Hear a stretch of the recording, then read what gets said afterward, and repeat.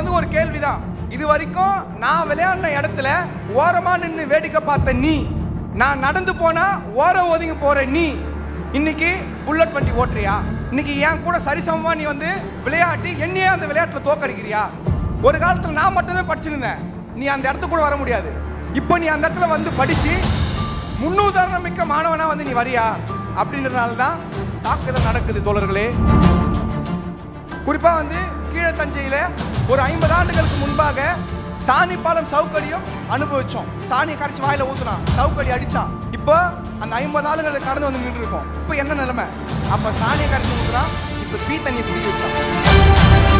இங்க பெண்களும் தலித்துகளும் இந்த சமூகத்தில் வாழ முடியாத சூழல் இருக்குன்னா, இது வந்து இதெல்லாம் தடுப்பதற்கு வந்து பொதுவில் என்ன சொல்லப்படுது அப்படின்னா, சிறப்பு சட்டங்களை வந்து ஏற்றணும், சட்டங்களை ஏற்றணும் அப்படின்னு சொல்றாங்க. ஆனா ஏற்கனவே இருக்கிற சட்டங்கள் என்ன பண்ணின்னு இருக்கு? SC/ST வன்கொடுமை தடுப்பு சட்டத்தை பதிய வைக்கிறதுக்கே இங்க மிகப்பெரிய போராட்டம் தேவைப்படுது. இப்போ நம்மளுக்கு ஒரு நல்ல அனுபவம் இருக்குது. விருதாச்சலத்தில் ஒரு மனம் குன்றிய ஒரு பெண் வந்து பாலியல் வன்கொடுமை செய்யப்பட்டிருக்காங்க. அந்த பாதிக்கப்பட்ட அந்த பெண் தரப்பிலிருந்து நம்ம தோழர்கள், மக்கள் அதிகாரம் தோழர்கள் அந்த வழக்கை வந்து இது பண்றாங்க. FIR போடுறதுக்கு பல கட்ட போராட்டம். அப்ப நீ வந்து சாதியை ஒழிக்கணும், இங்க வந்து எல்லாரும் சமத்துவமா வாழணும் அப்படின்னு சொல்ற நீங்க, ஆதிக்க சாதி சங்கங்கள்ல இருக்கிற சுதந்திரமா செயல்படுறதுக்கு சுதந்திரம் கொடுக்கறது நீங்க தான். அவனை கட்சியா ஒரு கட்சியா அங்கீகரிக்கிறது நீங்க தான். அப்படி இருக்கும்பொழுது எப்படி சாதியை ஒழிக்க முடியும்? ஆதிக்க சாதி சங்கங்கள் இருக்கும்போது எப்படி சாதியை ஒழிக்க முடியும்? அப்ப இதை பத்திலாம் இங்க இருக்கிற ஆட்சியாளர்கள், இங்க இருக்கிற அரசு வாயை திறப்பதே கிடையாது.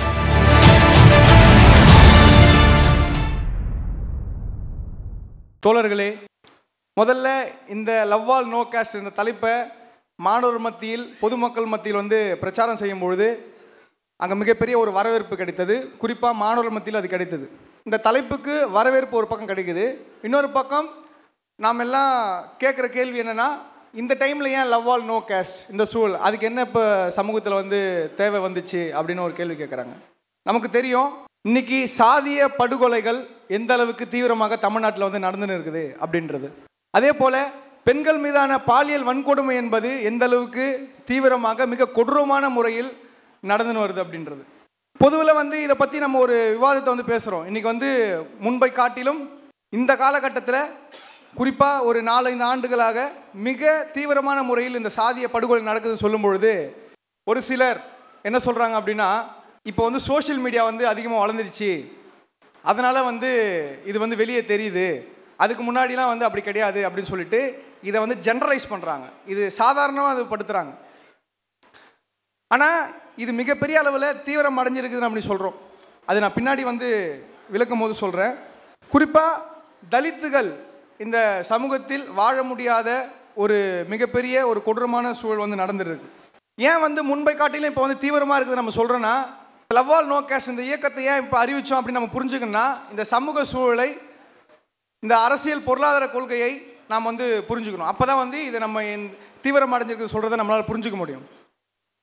குறிப்பாக தலித் மக்கள் ஒரு 50 ஆண்டுகளுக்கு முன்பு எப்படி இந்த சமூகத்தில் வாழ்ந்துருந்தாங்க? ஒரு 50 ஆண்டு, ஒரு 100 ஆண்டு அப்படின்னா, ஒரு ஆதிக்க சாதியினரிடம் அவங்க வீட்டில் வேலை செஞ்சு, வீடு பெருக்கி அல்லது வந்து அவங்க கழனி காட்டில் வந்து வேலை செஞ்சு, அவர்கள் மிச்சமீதி, அவர்கள் சாப்பிட்ட மிச்சமீதி கொடுக்கறத வாங்கி அதை சாப்பிட்டு அதை தன்னோட குழந்தைகளுக்கு தன்னோட வீட்டுக்கு வந்து கொண்டு போய் கொடுக்குற அப்படி ஒரு நிலைமை வந்து இருந்தது. ஆனால் இன்னைக்கு அந்த மக்கள் எப்படி இருக்கிறாங்க அப்படின்றத வந்து புரிஞ்சுக்கணும். குறிப்பாக 1990களுக்கு பிறகு இந்தியாவில் தனியார்மயம், தாராளமயம், உலகமயம் என்ற கொள்கையை இம்ப்ளிமெண்ட் பண்ண ஆரம்பிக்கிறாங்க. இந்த கொள்கையினால், இந்த மறுகாலனியாக்க கொள்கையினால் விவசாயங்கள் வந்து மிகப்பெரிய அளவில் வந்து அழிக்கப்பட்டிருக்குது, பாதிக்கப்பட்டிருக்குது.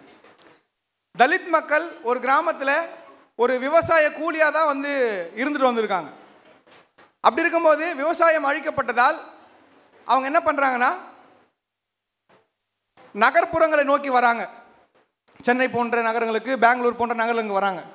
இங்கே வந்து அவங்க வந்து வேலை செய்கிறாங்க. உதாரணத்துக்கு நீங்கள் கோயம்பேடு மார்க்கெட் எடுத்துக்கலாம். கோயம்பேடு மார்க்கெட்டில் அங்கே காய்கறி மார்க்கெட்டில் வேலை செய்கிறவங்க அல்லது பழ மார்க்கெட்டில் வேலை செய்கிறவங்க எல்லாருமே ஒரு கூலி தொழிலாளர் தான். அவங்க எல்லாருமே வந்து மோஸ்ட் ஆஃப் அரியலூர் டிஸ்ட்ரிக்டை சார்ந்தவங்க தான். அங்கே வந்து சிமெண்ட் ஃபேக்ட்ரியால் விவசாயங்கள் அழிக்கப்பட்டு இன்றைக்கி வந்து நகர்ப்புறத்தை நோக்கி வராங்க. இப்படி நகர்ப்புறத்தில் வந்து வேலை செய்யும் பொழுது அவருக்கு வந்து பணம் வந்து சம்பாதிக்க ஆரம்பிக்கிறாங்க. பணம் வந்து இருக்குது, உடை அணிகிறது இது எல்லாமே மாறி இருக்கு. இப்படிப்பட்ட நிலைமையில தான் வந்து கிட்டத்தட்ட ஒரு 2010களில் வந்து தலித் மாணவர்கள் இளைஞர்கள் எல்லாருமே வந்து ஜீன்ஸ் பேண்ட் போட்டுக்கின்னு வந்து ஆதிக்க சாதி பெண்களை வந்து லவ் பண்ணி வந்து நாடக காதல் நடத்தினுக்கிறாங்க அப்படின்ற ஒரு அப்பட்டமான அயோக்கியத்தனமான ஒரு பிரச்சாரத்தை வந்து இங்கே இருக்கிற சாதிய கட்சிகள் வந்து பரப்பினாங்க. இப்போ வந்து தலித் மக்கள் என்ன பண்ணுறாங்க அப்படின்னா அரசு வேலைகளில் வந்து வராங்க, நல்லா படிக்கிறாங்க, தன்னோட குழந்தைகளை படிக்க அனுப்புகிறாங்க. இப்படிப்பட்ட சூழலாம் வந்து இப்போ வருது. நீங்கள் மோஸ்ட்டாக பார்த்தீங்கன்னா சாதிய தாக்குதல் அதிகமாக நடக்கிறது எப்போன்னா பண்டிகையின் பொழுது தான். ஒரு பொங்கல் பண்டிகை அல்லது வந்து ஒரு தீபாவளி பண்டிகையின் பொழுது தான் அதிகமாக நடக்கும். இது செய்தியில் வரும். நீங்கள் ஒரு வருஷத்தினுடைய தொடக்கத்தில் அதிகமாக இருக்கும், அதே மாதிரி இறுதியிலையும் அதிகமாக இருக்கும். ஏன் அப்படின்னா தலித் மக்கள் நகர்ப்புறத்துக்கு வந்து வேலை செஞ்சுட்டு அவங்க வந்து பண்டிகை டைம் அப்போ தான் போகிறாங்க. அப்போ இத்தனை ஆண்டு காலம் ஒரு கட்டமைப்பு இருக்குதுல்ல, தலித் மக்கள்னாலே வந்து ஆதிக்க சாதியினர்கிட்ட வந்து வேலை செஞ்சு அவங்க வந்து தன்னுடைய வாழ்வை வந்து இது பண்ணுறது, அது எல்லாமே என்ன பண்ணுதுன்னா அப்படி இருந்த அந்த தலித் மக்கள் ஊருக்கு போகும்போது நல்ல வந்து ஃபேன் செட் போட்டு போகிறது, அவங்க வந்து சமூக ரீதியாக வந்து முன்னேறி இருக்கிறாங்க. இந்த தனிநபர் தலைமை உலக கொள்கைக்கு அப்புறம் அவர்கள் வந்து வீடு கட்டியிருக்கிறாங்க, வண்டி வாங்கியிருக்கிறாங்க அப்படின்றது தான். இவர்களுக்கு வந்து ஒரு கேள்வி தான், இது வரைக்கும் நான் விளையாடின இடத்துல ஓரமாக நின்று வேடிக்கை பார்த்த நீ, நான் நடந்து போனா ஓரம் ஒதுங்கி போற நீ இன்னைக்கு புல்லட் வண்டி ஓட்டுறியா? இன்னைக்கு என் கூட சரிசமமா நீ வந்து விளையாட்டி என்னையே அந்த விளையாட்டில் தோக்கடிக்கிறியா? ஒரு காலத்தில் நான் மட்டும்தான் படிச்சுருந்தேன், நீ அந்த இடத்துக்கு கூட வர முடியாது. இப்போ நீ அந்த இடத்துல வந்து படித்து முன்னுதாரணம் மிக்க மாணவனா வந்து நீ வரியா? அப்படின்றதுனால தான் தாக்குதல் நடக்குது தோழர்களே. அதுதான் வந்து நாங்குநேரிய விஷயம். அந்த மாணவன் நல்லா படிச்சான்ற ஒரே காரணத்துக்காக அந்த ஆசிரியர் அந்த மாணவனை வந்து ஒரு முன்னுதாரணமாக காட்டின ஒரே காரணத்துக்காக அந்த மாணவனை சக மாணவர்கள் கூட படித்த மாணவர்கள் வந்து வெட்டினார்கள். மிக கொடூரமான முறையில் நடந்தது. அதே போல் இப்போ ரீசெண்டாக தோழர் மருத்துவர் சொன்னது போல் ஒருத்தன் வந்து புல்லட் வண்டி வாங்கி புல்லட் ஓட்டுறான். புல்லட் வண்டி ஓட்டுறதுக்காகவே அவன் கையை வெட்டப்படுது என்றால் இவர்கள் எப்படிப்பட்ட ஒரு மனநிலையில், எப்படி எந்த அளவுக்கு சாதிய மனநிலை புறம்போடி இருக்குது, தீவிரமாக இருக்குது என்பதை வந்து நம்ம வந்து புரிஞ்சுக்கணும். இப்போ ரீசெண்டாக நடந்த தேவேந்திர ராஜா கபடி போட்டியில் வென்று அந்த வெற்றியை வந்து கொண்டாடின ஒரே காரணத்துக்காக 11ஆம் வகுப்பு படிக்கிற அந்த மாணவன் தேர்வு எழுதும் பொழுது பஸ்ஸில் விட்டு இறக்கி அவனை வந்து சரமாரியாக வெட்டியிருக்கிறாங்க. அவனுடைய 3 விரல்கள் வந்து துண்டாக்கப்பட்டிருக்கு. இந்த வழக்கை வந்து எப்படி வந்து ஒரு வன்கொடுமை தடுப்பு சட்டத்தின் கீழ் வந்து ஃபைல் பண்ணுறதுக்கு எவ்வளோ பெரிய இது வருது. என்ன சொல்கிறாங்கன்னா ஊடகம் என்ன சொன்னுச்சுன்னா இது வந்து லவ் மேட்ரு, இது காதலால் நடத்தப்பட்ட தாக்குதல்ன்றாங்க. இது காதலால் நடத்தப்பட்ட தாக்குதல் இல்லை தோழர்களே, சாதியால் நடத்தப்பட்ட தாக்குதல். 2000 ஆண்டுகளாக இருக்கின்ற இழிவான இந்த சாதிய நிலை இந்திய சூழலில் வரலாறு நமக்கு தெரியும். குறிப்பாக வந்து கீழத்தஞ்சையில் ஒரு 50 ஆண்டுகளுக்கு முன்பாக சாணி பாலம் சவுக்கடியும் அனுபவிச்சோம். சாணியை கரைச்சி வாயில ஊத்துனான், சவுக்கடி அடிச்சான். இப்போ அந்த 50 ஆண்டுகள் கடந்து வந்து நின்று இருக்கோம். அதே போல அந்த 2000 ஆண்டுகளையும் கடந்து வந்து நின்று இருக்கோம். இப்போ என்ன நிலைமை? அப்போ சாணியை கரைச்சி ஊத்துனா, இப்போ பீ தண்ணியை குடிக்க வச்சான். என்ன இந்த சாதி என்ன பண்ணுது? பீ தண்ணியை குடிக்க வைக்குது. இன்னை வருஷம் நீதி கிடைக்கல, நான் போராடின்னு இருக்கிறேன். பாதிக்கப்பட்ட என்னையே நீ வந்து குற்றவாளி ஆக்குற. அப்போ எந்த அளவுக்கு இந்த சாதிய புத்தி, இந்த சாதிய அமைப்புகளை இந்த கட்டி காக்குறாங்க அப்படின்றத வந்து புரிஞ்சுக்கணும். இந்த அரசு இன்னி வருஷம் தீர்வு இல்லைல்ல, தொடர்ந்து சாதிய தாக்குதல் நடக்குது. இளைஞர்கள் வந்து வெட்டப்படுறாங்க, தலித் மக்கள் தாக்கப்படுறாங்க. இது வரைக்கும் என்ன நடவடிக்கை எடுத்திருக்கிறாங்க? அப்படி வந்து ஒரு பக்கம் தலித்துகள் வந்து இன்னைக்கு வந்து சூறையாடப்பட்டு கொண்டிருக்கிறார்கள் அப்படி என்பதுதான் உண்மை. தோழர்களே, இந்த நாடக காதல் சொல்றாங்க இல்லையா, அதை வந்து நம்ம நல்லா புரிஞ்சுக்கணும். நாடக காதல் என்பது அந்த பெண்கள் வந்து ஏன் தலித் மாணவர்களை வந்து தலித் இளைஞர்களை காதலிக்கிறாங்க அப்படின்னு புரிஞ்சுக்கணும். ஏற்கனவே அவங்க ஆதிக்க சாதியில் பிறந்த ஒரு காரணத்துக்காக அங்கே பெண்ணடிமைத்தனம் என்பது தீவிரமாக இருக்கிறது. பயங்கரமான அடக்குமுறை ஒடுக்குமுறை பெண்களுக்கு இருக்குது. தலித் மாணவர்கிட்ட அந்த எப்படி சொல்றதுன்னா ஒரு ஜனநாயகத்தன்மை வந்து பார்க்குறாங்க. ஏன் அப்படின்னா எப்பவுமே சரி ஒடுக்கப்படுறவன் பாதிக்கப்படுறவங்க கிட்ட தான் ஜனநாயகத்தன்மை என்பது இருக்கும். அதனால காதல் ஏற்படுது. ஆனால் இவர்கள் வந்து எப்படி சொல்றாங்க? நாடக காதல் சொல்றாங்க. நாடக காதல் சொல்வதன் மூலம் இவர்கள் சொன்ன வராங்க சொந்த சமூக பெண்களையை இழிவா சொல்றது. ஒருத்தன் வந்து ஜீன்ஸ் பேண்ட் போடுறதுனால வந்து லவ் பண்ற முடியுமா? அப்போ வந்து அந்த பெண்களை வந்து இவங்க எப்படி பண்றாங்கன்னு பாருங்க. அப்படி மீறி நீ காதலிச்சா ஆணவ படுகொலை நடத்துவான். எவ்வளோ கொடூரமான ஒரு சூழல்னு பாருங்க தோழர்களே. ஒரு காதலி ஒரு காதலனை வந்து லவ் பண்ணும்போது நம்ம வந்து அப்படிலாம் வாழணும் இப்படி வாழணும் பல்வேறு கனவுகள் வந்து யோசிச்சு வச்சுருப்பாங்க. ஆனால் அந்த சூழலில் அந்த மாணவனை வெட்டுன கையோட அந்த சொந்த சாதி ஒருத்தவனுக்கு வந்து கட்டாய கல்யாணம் பண்ணி வைப்பாங்க. அங்கே அபியூஸ் நடக்கப்படும். அந்த பொண்ணோட விருப்பம் இல்லாமல் அங்கே வந்து உடல் உருவ வைக்க வேண்டிய தேவை இருக்குது. இப்படி ஒரு பக்கம் தன் காதலிச்ச அவனையும் இழந்துட்டு தனக்கு விருப்பம் இல்லாத ஒரு வாழ்க்கையை வாழ்கிற ஒரு சூழல் இந்த சமூகத்தில் இந்த பெண்களுக்கு வந்து இருந்துனே இருக்குது அப்படின்றது தான். அதே போல் இன்னைக்கு பெண்களோட நிலை எப்படி இருக்குது? நான் முன்பு சொன்னது போல் 90களுக்கு பிறகு பெண்களும் பல்வேறு இடங்களில் போயிட்டு வெளியூரில் போயிட்டு படிக்கிறாங்க, தங்கி படிக்கிறாங்க. பல பேர் வந்து அவங்களுடைய குடும்ப சார்ந்தவங்களை வந்து படிக்க வைக்கிறாங்க. அதே மாதிரி நல்ல வேலைக்கு போகிறாங்க. இதையெல்லாம் தடுப்பதற்கு 2 விதமான தாக்குதல் நடக்குது. ஒன்று பாலியல் ரீதியான தாக்குதல், இன்னொன்று சாதி ரீதியான தாக்குதல். பாலியல் ரீதியான தாக்குதல் என்பது இன்னைக்கு இந்த நுகர்வு கலாச்சாரம் மிக தீவிரமான முறையில் வந்து இருக்குது. பெண்களை வந்து ஒரு பண்டமாக ஒரு பொருளாக வந்து காட்டுறது. இன்னைக்கு நம்ம பார்க்குற படமாக இருக்கட்டும் அல்லது வந்து விளம்பரங்களாக இருக்கட்டும், எல்லாத்துலேயும் பெண்களை வச்சு தான் வந்து பார்க்குறாங்க. ஒரு கொடூரமான மனநிலை என்ன நான் வந்து நேரடியாக பார்த்தது. நான் ஒரு திருமணத்துக்கு வந்து போயிருக்கும் பொழுது அங்கே வந்து கேட்ரிங் சாப்பிட வந்து நான் போயிருந்தேன். அங்கே கேட்ரிங் பண்ணுறவங்க அந்த கேட்ரிங்கோட பேர் அந்த பேரை வந்து லைட் செட்டிங் பண்ணிட்டாங்க. அந்த லைட் செட்டிங்கை பெண்களோடைய மார்பகத்தில் குத்துறாங்க. நான் கேட்டேன், ஏன் வந்து ஆண்களுக்கெல்லாம் போடல பெண்களுக்கு மட்டும் போகிறீங்கன்னா, பெண்கள் அங்கே தான் பார்ப்பாங்க, அதனால தான் நான் போடுறேன், அப்போ தான் என்னுடைய பேர் வந்து ஃபோக்கஸ் ஆகும் அப்படின்னு சொல்கிறாங்க. அப்போ இது எந்த அளவுக்கு இது வந்து பாருங்கள், எந்த அளவுக்கு இந்த பெண்களை வந்து பண்டமாக ஒரு பிஸ்னஸ்க்காக ஒரு பெண்ணை யூஸ் பண்ணுறதுன்றது இருக்குது பாருங்கள். இப்படி பான் வீடியோஸ் வந்து நம்ம பார்க்குற இடமெல்லாம் எந்த வித ஒரு தடையும் இல்லாமல் இன்றைக்கி ஆபாச வீடியோக்கள் ஆபாச படங்கள் முழுசும் வந்து இருக்குது. இதை இப்போ ஒரு ஆபாச படம் பார்த்துட்டு நடந்து போகும்போது எதிர வர ஒரு பொண்ணை அவனுக்கு எப்படி பார்க்க தோணும்? எந்த வித ஒரு தடையும் இல்லாமல் இன்றைக்கி வந்து அது செயல்பட்டு இருக்கு. படங்களும் சரி. அதுதான் வந்து இன்னைக்கு கொடூரமான முறையில் நடக்குது. இதுக்கு முன்னாடி நடந்தது ஏன் தீவிரமாக நடக்குதுன்னா இதுதான் நுகர்வு வெறி தான். இது வந்து மேற்கத்திய ஒரு கலாச்சாரத்தை இங்கே வரும்போது லிவிங் டுகெதர் அப்படி பல இது இருக்குது. லிவிங் டுகெதர்லேயும் அது எந்த கலாச்சாரமாக இருக்கட்டும் அது பெண்களுக்கு எதிராக தான் இருக்குது. உதாரணத்துக்கு லிவிங் டுகெதர் வச்சுக்கின சரத்தா அப்படின்ற அந்த அவங்கள பற்றி தெரியும். 44 துண்டா வெட்டி ஃப்ரிட்ஜில் வச்சுது டெல்லியில். இப்படி பெண்கள் வாழ முடியாத ஒரு சமூகமாக இன்னைக்கு இந்தியா வந்து வந்துட்டு இருக்கு அப்படின்றது தான் இருந்துட்டு இருக்கு.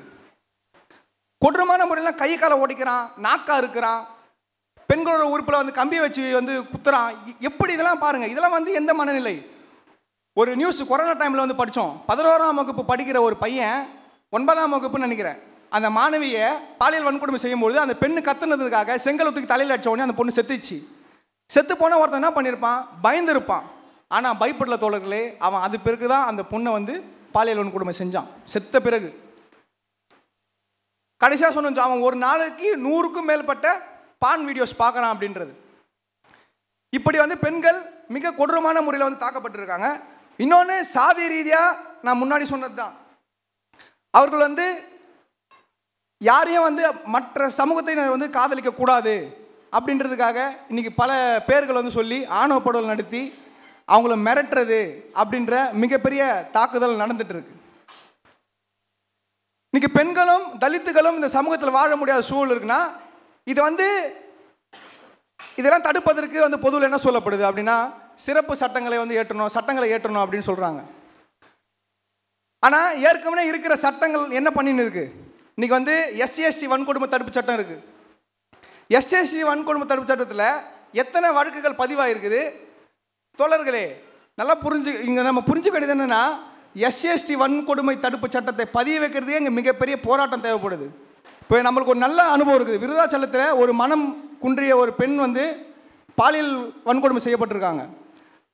அந்த பாதிக்கப்பட்ட அந்த பெண் தரப்பிலிருந்து நம்ம தோழர்கள், மக்கள் அதிகாரம் தோழர்கள் அந்த வழக்கை வந்து இது பண்ணுறாங்க. FIR போடுறதுக்கே பல கட்ட போராட்டம். அரசு வந்து அந்த அளவுக்கு வந்து துணையாக இருக்குது. அதே மாதிரி தான் தலித்துகள் மீதான ஒரு தாக்குதலும் இருக்குது. இப்படி தலித் மக்கள் தொடர்ந்து தாக்கப்படுவதை எந்த விதமான நடவடிக்கை எடுக்காமல், அதை பற்றி எந்த விதமான ஒரு கன்சிடரும் பண்ணாமல் இன்றைக்கி இந்த அரசாங்கம் வந்து செயல்பட்டு இருக்கிறது தான் நம்ம முக்கியமான விஷயம். இப்படி இருக்கிற சூழலில் சிறப்பு சட்டம் ஏற்றுனா அல்லது வந்து புதிய சட்டம் ஏற்றுனா இதை தீர்த்திட முடியுமா அப்படின்றது நம்ம முன்னாடி இருக்கிற கேள்வி. இன்னைக்கு எல்லாரும் சிறப்பு சட்டம் ஏற்றணும் அப்படின்னு சொல்கிறாங்க. அது கூட இந்த அரசு முன் வரலன்றது தான் இங்கே முக்கியமான விஷயம். நமக்கு உதாரணம் இருக்குது, வேங்க வயல் விஷயம் இருக்குது. குற்றவாளி யாருன்னு தெரியும், ஏமா அதை பண்ணான்னு தெரியும், இருந்தும் அவனை வந்து குற்றம் பண்ணவனை விட்டுட்டு பாதிக்கப்பட்டவனே இன்னைக்கு வந்து குற்றவாளியாக ஆக்கி வச்சிருக்குது. அப்படி இருக்கிற சூழலில் இன்னைக்கு வந்து நம்ம ஒரு மாற்றை நோக்கி போக வேண்டியது இருக்குது. இன்னைக்கு வந்து இந்த சமூகத்தில் நம்ம வந்து சுதந்திரமாக வாழணும், சுதந்திரமாக வந்து காதலிக்கணும் அப்படின்னாலே நம்ம வந்து ஒரு மாற்றை நோக்கி போக வேண்டியது இருக்குது. குறிப்பாக நாம் இந்த சாதிய படுகொலை தடுக்கணும்னா ஆதிக்க சாதி சங்கங்களை தடை செய்யணும். ஒரு பக்கம் வந்து இப்படி நடக்குது, இன்னொன்று தீவிரமானது. முக்கிய காரணம் இன்னைக்கு ஆதிக்க சாதி சங்கங்களில் ஆர்எஸ்எஸ் பிஜேபி வந்து ஊடுருவுறான். அதுதான் மிக முக்கியமானது. இதுக்கு நல்ல உதாரணம் ராமதாஸ் அவர்கள் சமீபமாக வந்து ஒரு இடத்துல பேசும்பொழுது வன்னிய இளைஞர்கள் எல்லாமே ஆதிக்க சாதி சங்கங்களில் போய், அதாவது ஆதிக்க சாதி ஆர்எஸ்எஸ்ல போய் சேர்ந்துட்டாங்க அப்படின்னு வந்து சொல்கிறார். கிருஷ்ணசாமி அவர்கள் என்ன சொல்கிறாரு, இது வரைக்கும் நான் உருவாக்கப்பட்ட செல்வாக்கை இன்னைக்கு ஆர்எஸ்எஸ் பிஜேபி வந்து பறிச்சுன்னு போகிறாங்க அப்படின்னு சொல்கிறார். உதாரணம் ஏன் வந்து தீவிரமாடியது, ஏற்கனவே இங்கே மிகப்பெரிய அளவில் தலித் மக்கள் ஒடுக்கப்பட்டு இருக்கிறாங்க. அப்படி இருக்கிற சூழலில் ஆதிக்க சாதி சங்கங்கள் அந்த ஊடுருவும் போது அவன் வந்து பயங்கரமாக சாதி வெறி ஊட்டுறான். ஒரே ஒரு விஷயம் தான் தொடர் நம்ம புரிஞ்சுக்கணும். என்னன்னா, கோபிச்செட்டிப்பாளையத்தில், ஈரோடு மாவட்டம் கோபிச்செட்டிப்பாளையத்தில் நவீன்குமார் அப்படின்ற கருணாகரன் அப்படின்ற 2 இளைஞர்கள் கவுண்டர் சாதினால் வந்து கீழ்த்தரமாக நடத்தப்பட்டிருக்கிறாங்க. எதிர்த்து கேள்வி கேட்டதுக்கு மிகப்பெரிய அளவில் வந்து தாக்குதல் நடத்தி அவனுடைய வாயில் வந்து சிறுநீரை வந்து கழிச்சிருக்கிறாங்க. சிறுநீர் கழிச்சதும் இல்லாமல் இவனுக்கு ஆதரவா, இந்த கவுண்டர் சாதிக்கு ஆதரவா ஆர்எஸ்எஸ் பிஜேபியோடைய பேரணி நடத்துது. இந்து மத ஆர்எஸ்எஸ் உடைய இதெல்லாம் அதுக்கு வந்து திமுக இருக்கிற கவுண்டர் சாதி சார்ந்தவங்களும் அந்த பேரணி வந்து நடந்துக்கிறாங்க. அப்போ எந்த அளவுக்கு இன்னைக்கு வந்து ஆர்எஸ்எஸ் வந்து ஊடுருவான்னு பாருங்க. மிகப்பெரிய அளவில் வந்து நடக்குது. இது குறிப்பாக தென் மாவட்டங்கள் வந்து இது வந்து நடக்குது. அப்போ நீ வந்து சாதியை ஒழிக்கணும், இங்கே வந்து எல்லாரும் சமத்துவமாக வாழணும் அப்படின்னு சொல்கிற நீங்கள் ஆதிக்க சாதி சங்கங்களில் இருக்கிற சுதந்திரமாக செயல்படுறதுக்கு சுதந்திரம் கொடுக்குறது நீங்கள் தான். அவனை கட்சியாக ஒரு கட்சியை அங்கீகரிக்கிறது நீங்கள் தான். அப்படி இருக்கும்பொழுது எப்படி சாதியை ஒழிக்க முடியும்? ஆதிக்க சாதி சங்கங்கள் இருக்கும்போது எப்படி சாதியை ஒழிக்க முடியும்? அப்போ இதை பற்றிலாம் இங்கே இருக்கிற ஆட்சியாளர்கள், இங்கே இருக்கிற அரசு வாயை திறப்பதே கிடையாது. அப்போ நம்ம என்ன பண்ண வேண்டியது இருக்குது? அப்போ இதுக்கு எதிராக நாம் வந்து களமாடணும். ஆர்எஸ்எஸ் பிஜேபியை தடை செய்யணும் அப்படின்னு நம்ம போராடணும். ஆதிக்க சாதி சங்கங்களை தடை செய்யணும் அப்படின்னு நம்ம போராட வேண்டிய தேவை இருக்குது. அதே போல் பெண்கள் மீதான பாலியல் வன்கொடுமை நம்ம தடுக்கணும் அப்படின்னா முதல்ல பான் வீடியோஸ் வந்து தடை செய்யணும். ஆபாச படங்களை வந்து தடை செய்யணும். பெண்களை வந்து ஒரு போக பொருளாக காட்டுற படங்களை வந்து நம்ம தடை செய்யணும். அதே போல் இந்திய சூழலில் போதை கலாச்சாரம் என்பது தீவிரமாக இருக்குது. ஒரு இளைஞன்கிட்ட ஈஸியாக போய் சென்றாடு இது வந்து கஞ்சா, இதெல்லாம் இதுவும் பெண்கள் மீதான நடக்கிற பாலியல் வன்கொடுமைக்கு ஒரு முக்கிய பங்காற்றுது. இதெல்லாம் அரசுக்கு தெரியாதா? அப்படின்னா தெரியும். அது எந்த விதமான கேள்விக்கும் உட்படுத்தாத, அதை கண்டுக்காத இன்னைக்கு வந்து அரசாங்கம் வந்து நடந்துட்டு இருக்கு. அப்போ இதற்கு எதிராக வந்து நம்ம பேச வேண்டியது இருக்குது, இதை பற்றி ஒரு புரிஞ்சிக்க வேண்டியது இருக்குது. நாம் இதுக்கு எதிரான வினையாற்ற வேண்டிய தேவை இருக்குது. நாம் வந்து ஏதோ வந்தோம் போனோம் அப்படின்றது இல்லாமல் இதை பற்றி நம்ம வந்து ஒரு விவாத பொருள் ஆக்க வேண்டியது இருக்குது. இது எல்லாம் போராட வேண்டிய தேவை இருக்குது. கட்டாயமாக சொல்கிறேன், நம்ம வந்து ஒரு வழக்கு பதிவுறதுக்கே இங்கே மிகப்பெரிய போராட்டம் தேவைப்படுது. அப்படின்னா இதெல்லாம் மாற்றுறதுக்கு எந்த அளவுக்கு போராடணும்னு யோசிங்க. நம்ம சொல்லலாம் 21ஆம் நூற்றாண்டு வந்துட்டோம், இப்போலாம் யாரும் சாதி பார்க்கறதில்லன்னு சொல்லிட்டு. ஆனால் அப்படி கிடையாது தோழர்களே. இப்போ தான் மும்முரமாக தீவிரமாக சாதிய தாக்கல் நடந்துட்டு இருக்கு. சொல்லப்போனால் இடதுசாரிகளுக்கு, அம்பேத்கரிஸ்டுகளுக்கு, பெரியாரிஸ்டுகளுக்கு இப்போ தான் வேலை அதிகமாக வந்திருக்குன்னு தான் சொல்ல முடியும். வேலை பயங்கரமாக இருக்குது. இன்னும் போயிட்டு நம்ம வந்து பேச வேண்டியது இருக்குது. இதை பற்றியான ஒரு புரிதலை வந்து ஏற்படுத்த வேண்டியது இருக்குது. அப்படிப்பட்ட வேலைகளை வந்து நம்ம செய்ய வேண்டியது. அப்போ மாணவர்கள் தான் ஒரு சமூக மாற்றம் என்பது மாணவர்களிடத்துல தான் தொடங்குது. அப்போ மாணவர்கள் இதுக்கு எதிராக நாம் வந்து போராட வேணும், களத்துக்கு வரணும். போராடாமல் இந்த சமூகத்தில் நம்மளால் நம்மளுடைய உரிமையை ஒரு நாளும் பெற முடியாது.